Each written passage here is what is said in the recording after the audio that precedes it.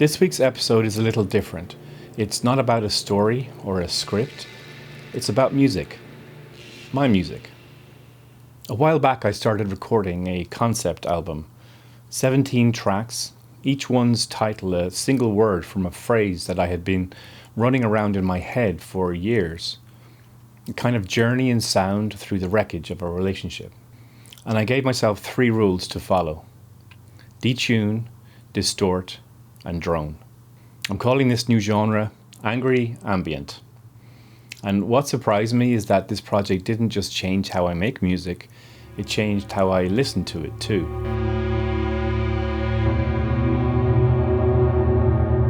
Most of my writing process has at least 2 phases. There's the fevered, imaginative part where I throw down ideas, fill notebooks, sketch characters and worlds and get out that first draft. And then there's the structuring part where I shape it into something that makes sense.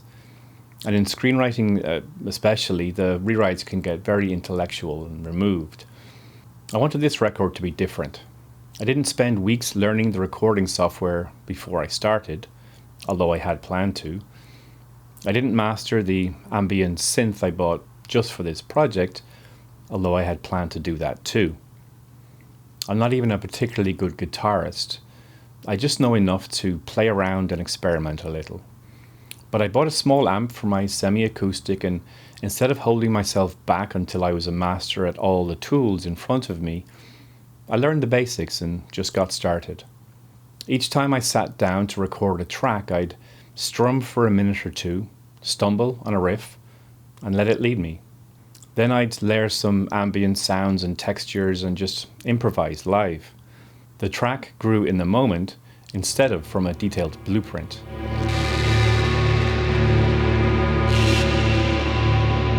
Let me show you what I mean. This is how most of the tracks began. Nothing complicated. I'd sit down, play until I found something, and then follow where the sound wanted to go.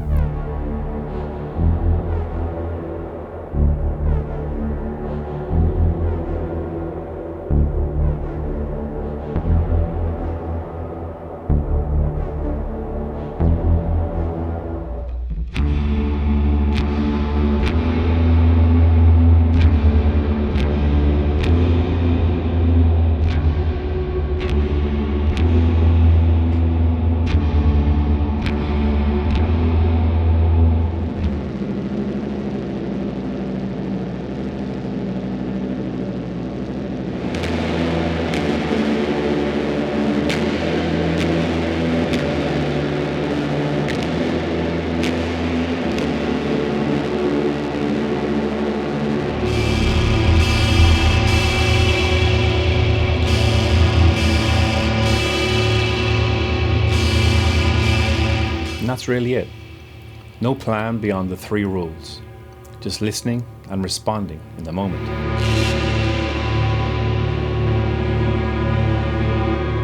The difference wasn't just the method, it was the stakes.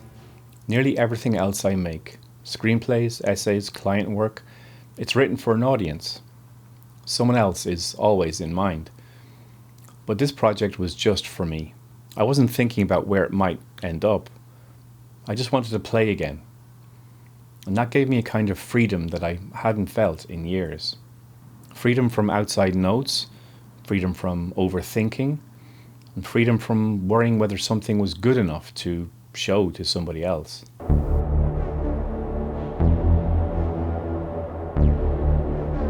The last 2 episodes of The Artful Life were about unfinished drafts that still haunt me, and notes that crushed a project I loved. About how outside forces can make you doubt the work or even doubt yourself as an artist. And this album reminded me of the other side of it. The confidence that comes from creating without asking for permission. It doesn't mean the tracks are polished, and most of them are demos, first drafts in sound. But that doesn't matter. What matters is what they gave back to me. A renewed trust in my own instincts.